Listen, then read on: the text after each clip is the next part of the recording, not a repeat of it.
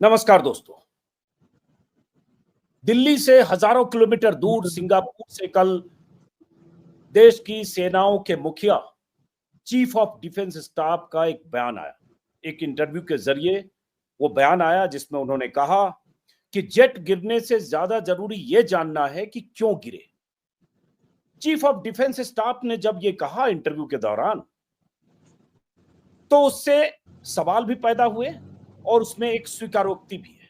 स्वीकारोक्ति ये कि भारत पाक के बीच तनातनी के दौरान, ऑपरेशन सिंदूर के दौरान भारत का फाइटर जेट गिरा। एक गिरा, दो गिरा, तीन गिरा, इसके बारे में पता नहीं, लेकिन यह स्वीकारोक्ति पहली बार तीनों सेनाओं के मुखिया की तरफ से ऑन रिकॉर्ड हुआ। लेकिन यह आया सिंगापुर से हजारों किलोमीटर दूर से, ब्लूमबर्ग के एक इंटरव्यू में सीडीएस ने कहा। दूसरा, उससे सवाल भी पैदा हुए। उन्होंने कहा जानना यह जरूरी है कि वो जेट क्यों गिरे। तो ये सवाल और इस सवाल का जवाब देगा कौन कि वो क्यों गिरे और वो क्या टेक्निकल मिस्टेक था जिस मिस्टेक को करेक्ट किया और उसके बाद 2 दिन बाद फिर से पाकिस्तान में भारतीय वायुसेना ने या सेना ने स्ट्राइक किया। और सबसे बड़ा सवाल कि ऑपरेशन सिंदूर के 6 और 7 की दरमियानी रात जो भारत की सेना ने पाकिस्तान में जो तबाही मचाई, 7 तारीख से लेकर और कल 31 तारीख, 23 दिन बाद सीडीएस भारत से हजारों किलोमीटर दूर एक इंटरव्यू में ये बात कहते हैं, ये स्वीकारोक्ति, लेकिन भारत सरकार की तरफ से, प्रधानमंत्री की तरफ से, रक्षा मंत्री की तरफ से अब तक पूरे मामले में कुछ कहा नहीं। तो यहां से कई सवाल पैदा होते हैं और वो सवाल जो विपक्ष लगातार उठा रहा है, सबसे बड़ा सवाल, इसलिए स्क्रीन पर मैंने लिखा है कि विपक्ष बहुत सवाल पूछ रहा है सरकार से और कई सवालों का जवाब चाहता है। तो आखिर ऑपरेशन सिंदूर पर मोदी सरकार से क्या जानना चाहता है विपक्ष, और वो सवाल जो सीडीएस के इंटरव्यू के बाद खासतौर से पैदा हुआ। मोदी सरकार क्यों नहीं करती है जेट गिरने के पूरे मामले का खुलासा? अगर सीडीएस कह रहे हैं कि फाइटर जेट गिरा है, वो कबूल कर रहे हैं, तो सरकार क्यों नहीं करती? प्रधानमंत्री रैलियां कर रहे हैं, रक्षा मंत्री रैलियां कर रहे हैं, ऑपरेशन सिंदूर को सियासी तौर पर भुनाने के लिए तमाम तरह की डायलॉगबाजी कर रहे हैं, लेकिन ये क्यों नहीं बता रहे? सेना को हुए नुकसान को छिपाया क्यों जा रहा है? ये विपक्ष सवाल पूछ रहा है लगातार। इस सवाल पर लीपापोती की जाती रही है, लेकिन अब सीडीएस की स्वीकारोक्ति के बाद ये सवाल बहुत तेजी से बुखर होकर सरकार के सामने है। जेट गिरने के बारे में, फाइटर जेट गिरने के बारे में जो कहा जा रहा है रफाल हो सकता है, जिसके बारे में पाकिस्तान लगातार दावा करता रहा। अगर CDS, chief of defence staff बता सकते हैं, कबूल कर सकते हैं, तो फिर सरकार क्यों नहीं बता रही है? सरकार क्यों छिपा रही है? ऐसे बहुत सारे सवाल हैं। ऑपरेशन सिंदूर के दौरान 6-7 की दरमियानी रात, 7 की सुबह भारत के कितने फाइटर जेट गिरे? तमाम तरह के कयास अगर दुनिया भर के मीडिया संस्थानों के जरिए, वेबसाइट के जरिए लगाए जा रहे हैं, तो फिर भारत सरकार की तरफ से बताया क्यों नहीं जा रहा है? ये सारे सवाल विपक्ष लगातार पूछने लगा, खासतौर से जब सीडीएस का, चीफ ऑफ डिफेंस स्टाफ का बयान आया। तो हमारे साथ हैं सुप्रिया श्रीनेत। मैं चाहता हूं, चूंकि कांग्रेस की प्रवक्ता हैं और वो सवाल जो विपक्ष या कांग्रेस के नेता पूछ रहे हैं, तो पहला सवाल सुप्रिया ये कि क्या जानना चाहता है विपक्ष सरकार से? जो जितना कहना था, सेना के जो तीनों सेना के मुखिया हैं वो कह चुके, और कई बार सेलेक्टेड इंफॉर्मेशन ही सेना देना चाहती है, तो फिर उससे ज्यादा बताना और जानना क्यों? आपको, आपके दर्शकों को मेरा नमस्कार। और मुझे नहीं लगता कि विपक्ष जानना चाहता है, मुझे लगता है कि देश जानना चाहता है। और पिछले 48 घंटों में इस देश के मन में और भी सवाल उठे हैं। असलियत यह है कि हिंदुस्तान के जो आर्म्ड फोर्सेस है, हमारी जो सेना है, वो विश्व की सबसे जाबाज ही नहीं, विश्व के सबसे डिसिप्लिन्ड फोर्सेस में से एक है। वो उस तरह के लोग नहीं कि कहीं पे भी घुस के कुछ भी करके आ जाते हैं। बहुत डिसिप्लिन्ड फोर्सेस है। वो दुश्मन को जब सबक सिखाने का मन बनाते हैं तो पूरी तरह से सबक सिखाते हैं और दुश्मन को नाको चने चबवाते हैं। ऐसे में chief of defence staff general Anil Chauhan ji का जो बयान आया, जिसमें उन्होंने ये माना कि हाँ, हमें नुकसान हुआ पहले दिन, और उसके बाद हम पीछे हटे, हमने रणनीति बनाई नहीं, और हमने फिर पाकिस्तान में काफी अंदर घुसकर अटैक किया उनके एयर बेसिस को। मुझे लगता है ये डिसिप्लिन्ड फोर्स का जो चीफ ऑफ डिफेंस स्टाफ है वही कह सकता है। लेकिन इसमें बहुत सारे सवाल उठते हैं कि हमारा डिसिप्लिन्ड सेना के जो फोर्स है वो इस बात को मान रहा है कि हाँ हमारी भी क्षति हुई। और अजीत जी, ये कोई रॉकेट साइंस नहीं है। जब आप वॉरफेयर में है, जब आप कॉन्फ्लिक्ट जोन में है, जब आप युद्ध की तरह एक सिचुएशन का सामना कर रहे हैं, तो बिल्कुल आपकी भी क्षति होगी। उसी में ये पूछा जा रहा है कि सरकार क्या छिपाने की कोशिश कर रही है, लीपापोती किस बात की जा रही है। जो चीफ ऑफ डिफेंस स्टाफ ने हजारों किलोमीटर की दूरी पे विदेशी धरती पर ब्लूमबर्ग को और एक अन्य इंटरव्यू में अंग्रेजी में कहा, क्या ये जानकारी ऑल पार्टी मीटिंग में डिफेंस मिनिस्टर नहीं शेयर कर सकते थे? क्या ये जानकारी खुद प्रधानमंत्री को मौजूद होकर ऑल पार्टी डिफेंस और ऑल पार्टी मीटिंग में नहीं शेयर करनी चाहिए थी जहां वो नहीं गए? मुझे लगता है हम एक लोकतंत्र हैं और ऐसे में जनता के मन में सवाल आएंगे। उन सवालों का जवाब हमारे चीफ ऑफ डिफेंस स्टाफ बड़ी कैटेगोरिकली और बड़ी स्पष्टता से दे रहे हैं, लेकिन हमारी सरकार कुछ लीपापूती करती हुई, कुछ छुपाती हुई, अजीब सा व्यवहार करती हुई दिख रही है।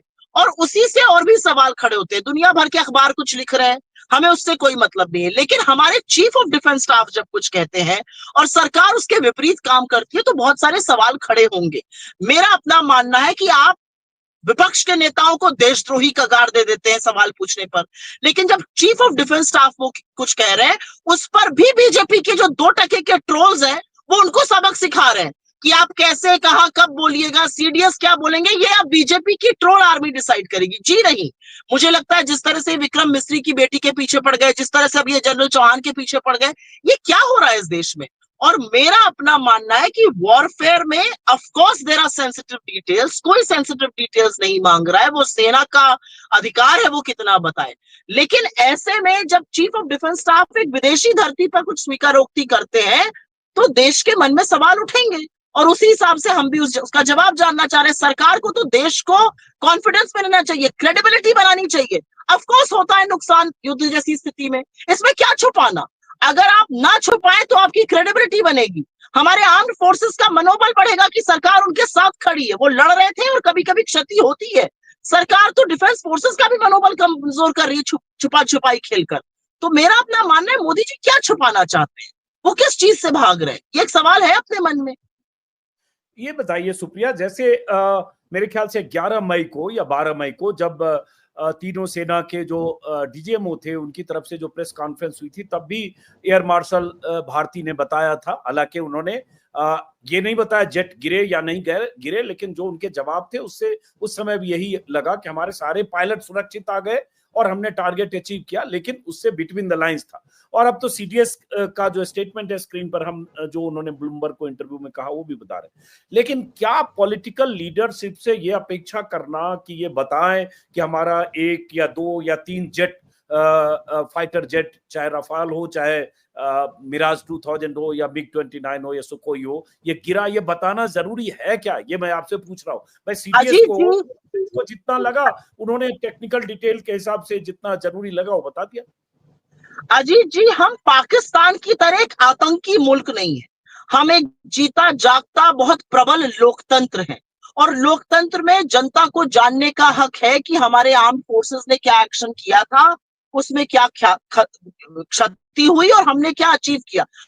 हमने बहुत कुछ अचीव किया, हमने तमाम टेरर कैंप्स डिस्ट्रॉय किए, हमने पाकिस्तान को अंदर घुस के सबक सिखाया। हमारी जो क्षति हुई अगर वो पता चलेगा इससे क्रेडिबिलिटी आएगी, और ये पहली बार नहीं कर रही है चुनी हुई सरकार।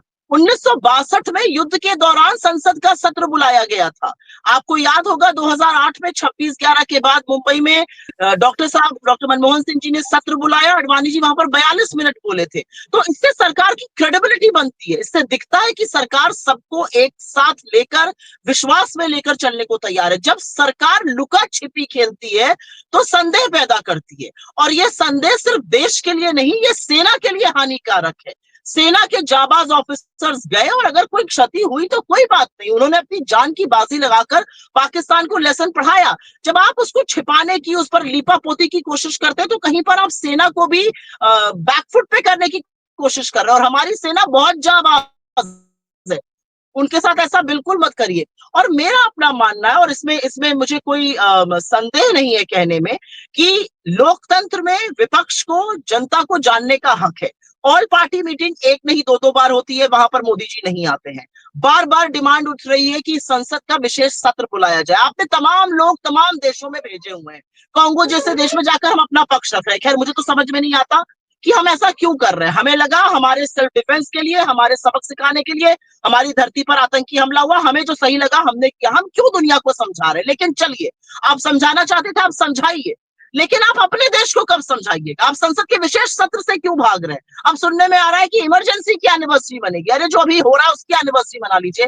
ये सरकार मैं बार बार कहती हूँ, आपको 400 साल पीछे और 40 साल आगे दिखाकर बातें करेगी, प्रेजेंट की कोई बात करने को तैयार नहीं है। मुझे ऐसा लगता है कि सेना की क्रेडिबिलिटी के लिए, सरकार की क्रेडिबिलिटी के लिए, इस देश हित के लिए जरूरी है कि सच सामने आए। हमें कुछ छुपाने की जरूरत नहीं है। हमने पाकिस्तान को नाको चने चबा दिए, पाकिस्तान को तबाह कर दिया, उनके घर में घुसकर उनको मारा, ठीक है, हमारी कोई क्षति हुई, इसमें कौन सी छुपाने वाली बात है?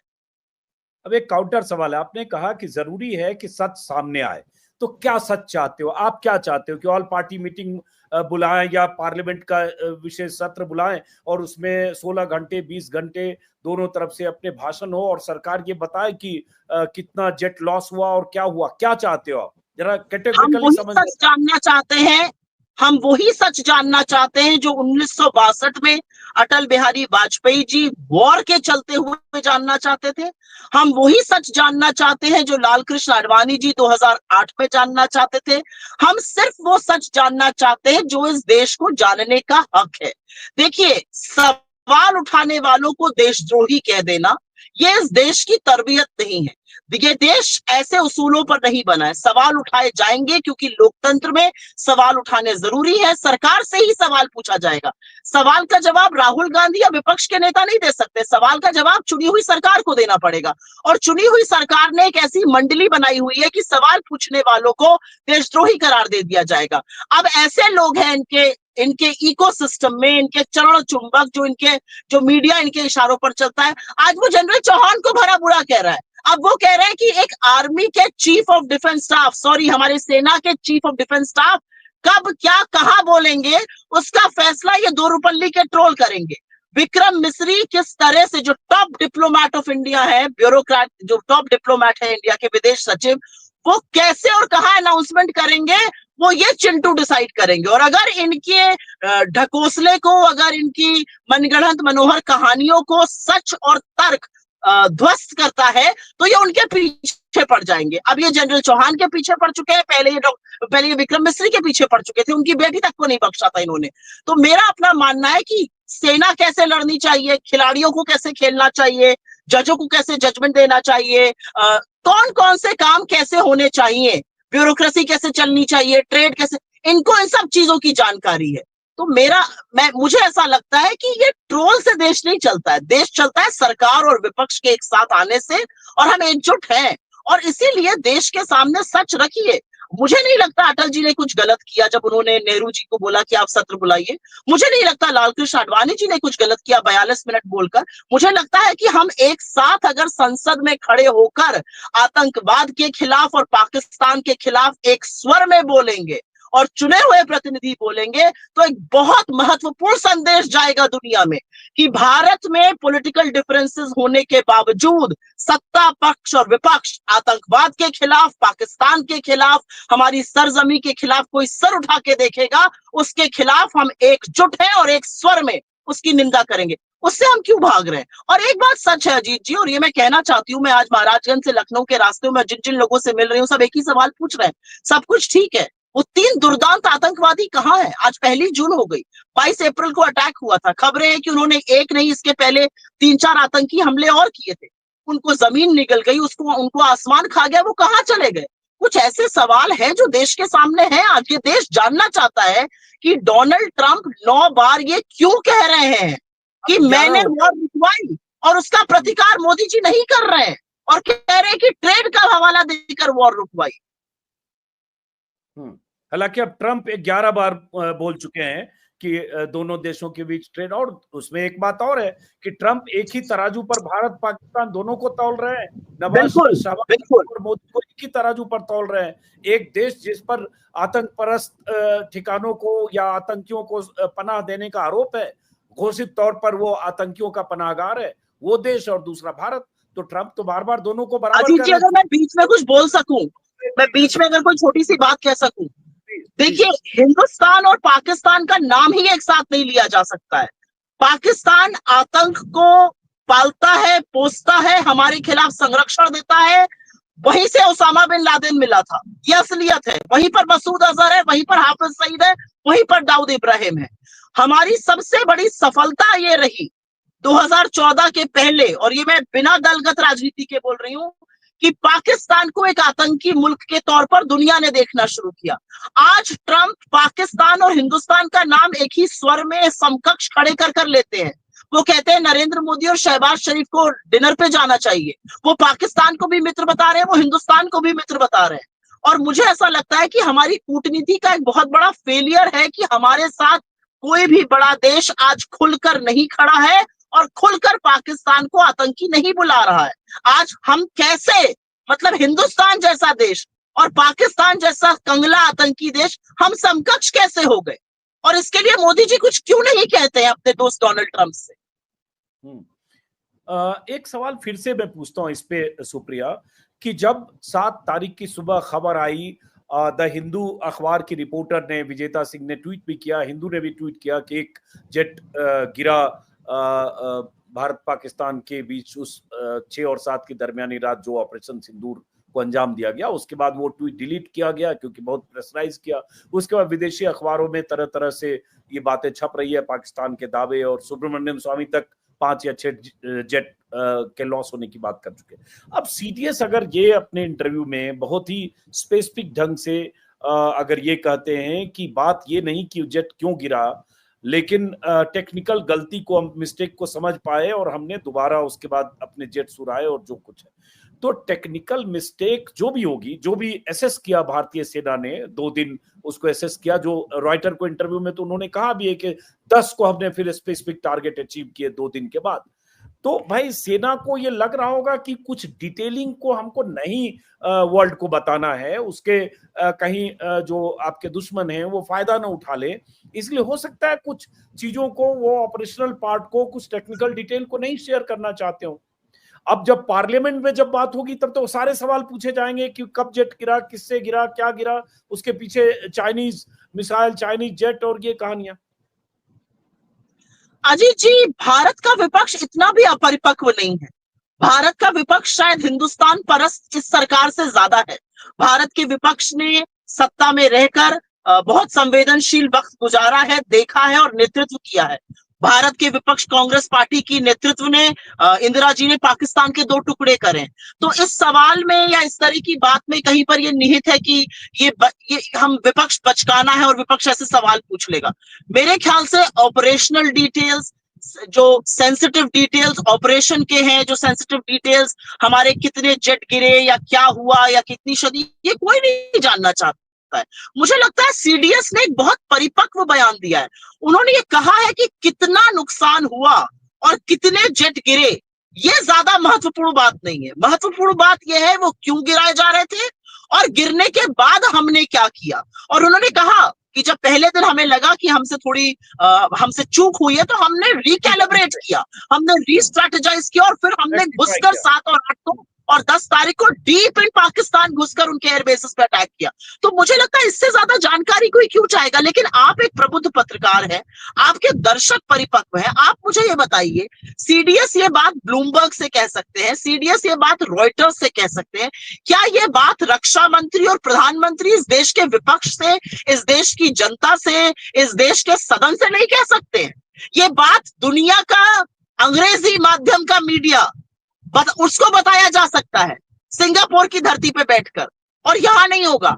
एक बात ये भी है कि यहाँ का मीडिया इस तरह के सवाल नहीं पूछेगा। यहाँ के मीडिया को ध्यान भटकाने से, चरण वंदन से फुर्सत नहीं है, तो वो इस तरह के सवाल नहीं पूछेगा। अगर आप सवाल पूछ लीजिए तो यहाँ का मीडिया बीजेपी से 2 हाथ आगे बढ़ के आपको देशद्रोही का गाड़ दे देगा। यहाँ का मीडिया कहेगा कि आप तो पाकिस्तान की भाषा बोल रहे हैं। यहाँ का मीडिया इस तरह की बातें करता है। लेकिन जब विश्व के मीडिया ने हमारे सीडीएस से जानना चाहा, तो उन्होंने बड़े 2 टूक तरीके से, बड़े परिपक्व तरीके से, बहुत कैलिब्रेटेड, स्वीकार करते हुए ये भी कहा कि ठीक है। और मुझे लगता है कि विपक्ष का भी यही मत है कि जब हम जंग में होते हैं, जब हम लड़ाई करते हैं, जब हमारे सामने युद्ध होता है, तो ऑब्वियसली थोड़ी क्षति हमारी होगी, लेकिन हमने उनको कितना नुकसान पहुंचाया वो ज्यादा बड़ी बात है। The fact that we could recalibrate, restrategise and affect Pakistan more is more important. पर इससे भागा क्यों जा रहा है? देखिए, सच जो भी गुप्त और गोपनीय है वो संशय उठाता है। आप खुलकर बोलिए ना इस देश को। जब नेहरू जी ने पार्लियामेंट में डिबेट किया तो क्या हिंदुस्तान की कोई स्ट्रैटेजी बाहर हो गई? मुझे तो नहीं लगा उस समय के विपक्ष ने कुछ इस तरह का कुठारघात किया हो। मुझे तो नहीं लग रहा कि आडवाणी जी और अटल जी और तमाम बीजेपी के नेता, चाहे वो सुषमा जी हो और अरुण जेटली जी हो, जो उस समय बोले सदन में, वो लोग भारत के खिलाफ बोल रहे थे तो भारत के पक्ष में बोल रहे थे। और ऐसा मानना कि विपक्ष कुछ ऐसा कर देगा कि कुछ निकल आएगा, तो आपको एक अकेले सच पता है, आप एक अकेले वतन परस्त है, बाकी नहीं है, ये तो थोड़ा बहुत बड़ा ढोंग है। आप रैली कर रहे हैं, आप रोड शो कर रहे हैं, और अजीत जी अगर आप मुझे 30 सेकंड का टाइम दीजिए तो मैं ये बोलना चाहती हूँ, प्रधानमंत्री रैली और रोड शो कर रहे हैं, वो चुनावी भाषण दे रहे हैं, घर घर सिंदूर उन लोगों ने शुरू करना चाहा। ये अलग बात है कि बहुत आक्रोश हुआ तो उनको बैकफुट पर जाकर वो डिसीजन वापस लेना पड़ा। अब वो लोग कह रहे हैं ऐसा नहीं, उनके सारे प्रवक्ता टीवी पर कहते थे कि ऐसा है। आज की तारीख में प्रधानमंत्री शहीद परिवारों से नहीं मिलते हैं, उनकी प्रायोरिटी नहीं है। वो कानपुर किसी कार्यक्रम में गए तो शुभम द्विवेदी जी की फैमिली से मिल लिए, वो पहलगाम नहीं जाते हैं, वो पुंछ नहीं जाते हैं। और आज सवाल ये लोग पूछ रहे हैं, लोगों के मन में ये सवाल है कि अगर हमने पाकिस्तान को फोरवॉर्न किया ऑपरेशन के लिए, जैसा कि विदेश मंत्री जयशंकर जी ने कहा, तो हमने पुंछ के अपने इलाके क्यों नहीं खाली कराए? हमने क्यों नहीं इवैक्यूएशन कराया? हमने क्यों 17 लोगों को शहीद होने दिया? जो असल मौत के आंकड़े हैं, पहलगाम की क्रूर हत्या 28 और उसमें 17 और जोड़िए, हमारे 45 लोग पाकिस्तान की क्रूरता से, कि उसकी दरिंदगी से शहीद हुए हैं। इसका जिम्मेदार कौन है? कौन बोलेगा कि पुंछ के लोगों को रिहेबिलिटेशन, राहत जैसे कार्यक्रम मिलने चाहिए? वहां पर मंदिर, वहां पर मदरसे, वहां पर गुरुद्वारों पर शेलिंग हुई और हर जगह लोगों शहीद हुए, छोटे छोटे बच्चे शहीद हुए। इसका जवाब कौन देगा? चुनी हुई सरकार कुछ ना करे, ये कैसे माना जा सकता है? अभी तो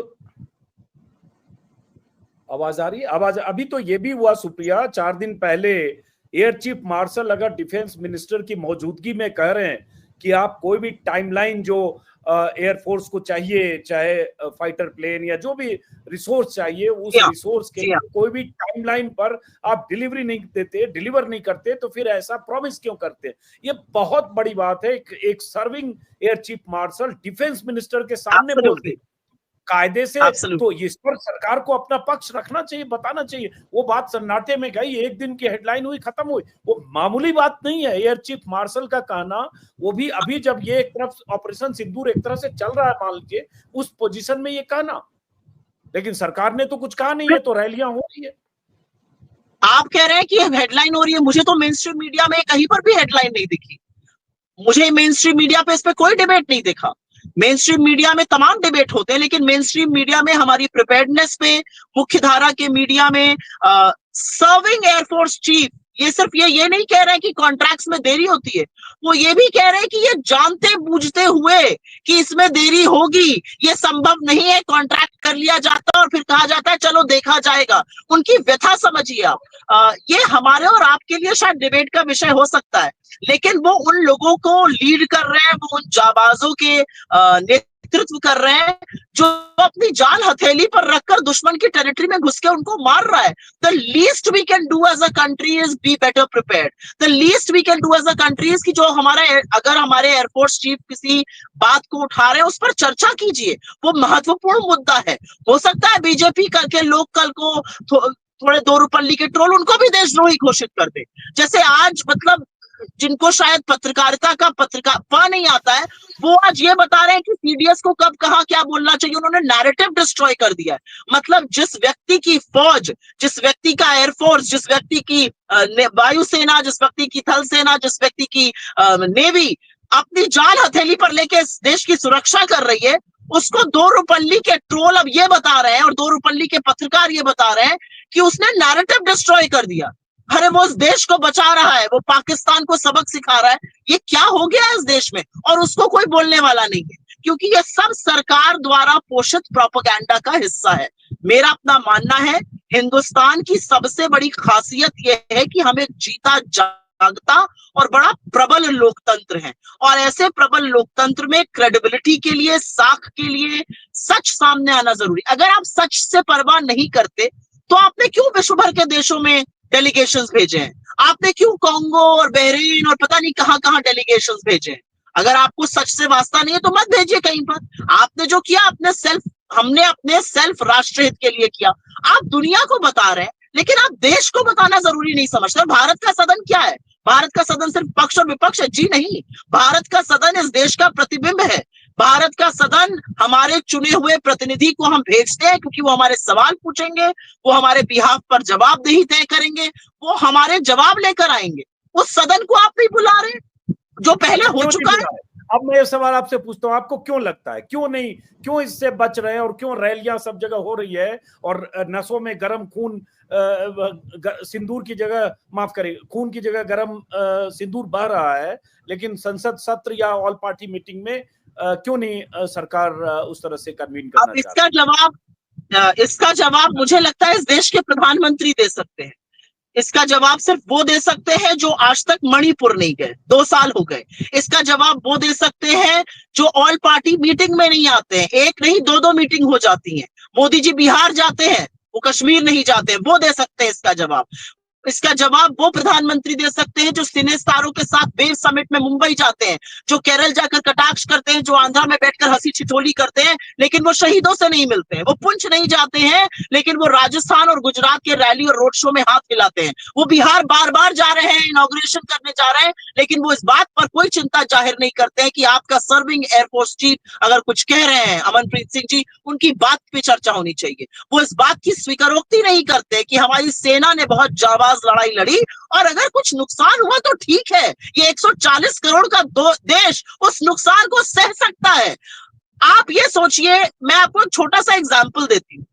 आप अपने बच्चे को रेस में दौड़ने के लिए भेजते हैं, किसी वजह से अगर आपके बच्चे का कुछ नुकसान हो जाता है, आपका बच्चा रेस जीत लेता है, लेकिन अगर आपके बच्चे का कुछ नुकसान हो जाता है और आप अपने बच्चे को उस नुकसान के छुपाने के बजाय उसकी वाहवाही करने के आप नुकसान छुपाने में जुट जाते हैं, तो बच्चे के मनोबल पर क्या फर्क पड़ रहा है? उसको तो ये लगेगा ना, मैं जीत कर आया और मम्मी पापा जो है वो नुकसान, मतलब मेरा नुकसान ज्यादा बड़ा था। जी नहीं, 140 करोड़ का देश हमारा कोई भी क्षति, कोई भी नुकसान झेल सकता है अगर सेना का पाकिस्तान को सबक सिखाते वक्त हो गया। ये देश झूठ नहीं झेल सकता है, ये देश ढोंग नहीं झेल सकता है जो हो रहा है। आखिरी सवाल सुप्रिया, चूंकि आप ट्रैवलिंग कर रहे हो, कि भाई बीजेपी तो यही कहेगी, यही कह रही है कि भाई हम घर में घुसकर मारते हैं, ये बदला हुआ भारत है, न्यू इंडिया है, हमने सर्जिकल स्ट्राइक बालाकोट के बाद भी किया, मतलब पुलवामा के बाद भी किया, उरी के बाद भी किया और अभी भी किया, और जो हमने किया वो ऐसा कर दिखाया, और उसके बाद विपक्ष के पास सिर्फ सवाल पूछना है। अब ये आर ले रहे हैं कि कितने विमान गिरे, क्या गिरे, इससे क्या फर्क पड़ता है, उनको सिर्फ सवाल पूछना है। और ऑपरेशन सिंदूर की कामयाबी से विपक्ष परेशान है, इसलिए इस तरह के सवाल की आड़ ले रहा है विपक्ष। ऑपरेशन सिंदूर हमारी शूरवीर, पराक्रमी, साहसी सेना का एक और उदाहरण था कि जब हमारी सेना मन बना लेती है तो दुश्मन को नाको चने चबवा कर रखती है। हमारी सेना का शौर्य और पराक्रम था कि 71 में पाकिस्तान के 2 टुकड़े हो गए क्योंकि इंदिरा जी जैसा नेतृत्व था। आज जब हमारी सेना आक्रामक थी, हमारी सेना घर में घुसकर मार रही थी पाकिस्तान को, उनके एयरबेस डिस्ट्रॉय कर रही थी, आप सीज फायर कर लेते हैं। सीज फायर का श्रेय डोनाल्ड ट्रंप लेते हैं, कहते हैं ट्रेड के चलते सीज फायर हुआ। आप मुझे बताइए, आपने सिंदूर से सौदा किया क्या? और उसका आपके पास कोई जवाब नहीं। इस देश के प्रधानमंत्री बिल्कुल सुई टपक सन्नाटा ट्रंप के बयानों पर, बाकी सारी बयानबाजी करा लीजिए। आप बाकी सारे बॉलीवुड के सस्ते डायलॉग। इंदिरा गांधी को क्रेडिट देते हो, सेना तब भी सेना की भूमिका थी, मानिक और इसीलिए मैंने कहा तो आप अभी भी आप कह रहे हो शक्तिशाली लीडरशिप, तो ये भी शक्तिशाली लीडरशिप है जिसने अनुमति दी, जिसने प्लान किया, जिसने सेना को गो अहेड दिया। इस लीडरशिप ने सेना को गो अहेड दिया, लेकिन सीज फायर कर लिया। अगर सेना को ढील दे देते, धैर्य रखते, छूट देते सेना को, तो सेना पाकिस्तान को विश्व के नक्शे से हटा देती। ये मेरा प्रबल विश्वास है। मोदी जी ने क्यों धैर्य खोया? मोदी जी क्यों ट्रंप के प्रभाव में आए? क्यों ट्रेड के चलते डील करी? और असलियत ये है, देखिए अजीत जी, ये राजनीति करने का वक्त नहीं है। नहीं तो फिर अगर गड़े मुर्दे उखाड़ने पर हम आ गए तो हम भी कहेंगे 26/11 के बाद जो जाकर ओबरॉय के बाहर, ताज के बाहर प्रेस कॉन्फ्रेंस कर रहे थे, वो राजनीति है। ऑपरेशन सिंदूर अभी खत्म नहीं हुआ और रेलवे टिकट पर अपनी फोटो छपवाना राजनीति है। बीजेपी के तमाम सोशल मीडिया हैंडल्स और तमाम रैली और पोस्टर में नरेंद्र मोदी जी कभी आर्मी की यूनिफॉर्म में, कभी वायुसेना की, कभी नेवी की यूनिफॉर्म में जो दिख रहे हैं, वो राजनीति है। असलियत यह है कि जो विपक्ष आपके साथ बिना शर्त समर्थन देके खड़ा रहा, उस विपक्ष को अभी भी आपके लोग पानी पी पी कर कोस रहे हैं। और ये सच है कि जब आपको 11 साल बाद 90 देशों की यात्रा के बाद विश्व के सामने भारत का पक्ष रखना था, तो आपको भारत के विपक्ष को शामिल करना पड़ा, क्योंकि आपके लोग तो 2014 की आजादी मनाते हैं, उनको तो पता ही नहीं है देश आजाद कब हुआ। आपके लोग सुभाष बाबू को पहला प्रधानमंत्री बनाते हैं, तो ऐसे लोगों के साथ आप क्या लड़िएगा। खैर, मेरा अपना मानना है, इस देश की सेना के पराक्रम और उनकी शौर्य पर सबको यकीन है। सवाल सरकार से इसलिए है क्योंकि सेना ने कुछ किया, सेना जाबाज है, सेना ने माना कि क्षति हुई और फिर उन्होंने बताया कि हम ठोक के बताया हमने कैसे पाकिस्तान को तबाह किया। उसके बाद सरकार क्यों लीपापोती कर रही है? मुझे ऐसा लगता है इस लीपापोती से आप देश को भ्रमित करने से ज्यादा सेना के मनोबल को नुकसान पहुंचा रहे हैं। चलिए, बहुत बहुत शुक्रिया सुप्रिया सिन्हा, बहुत बहुत शुक्रिया। देखते हैं कि सरकार का रुख क्या होता है सीडीएस के, खासतौर से इंटरव्यू और स्वीकारोक्ति के बाद। क्या वो दिन आएगा जब प्रधानमंत्री की तरफ से या सरकार की तरफ से देश को भरोसे में लेकर पूरी स्थिति यथास्थिति बताई जाएगी। फिलहाल बहुत बहुत शुक्रिया सुप्रिया, बहुत बहुत शुक्रिया, नमस्कार।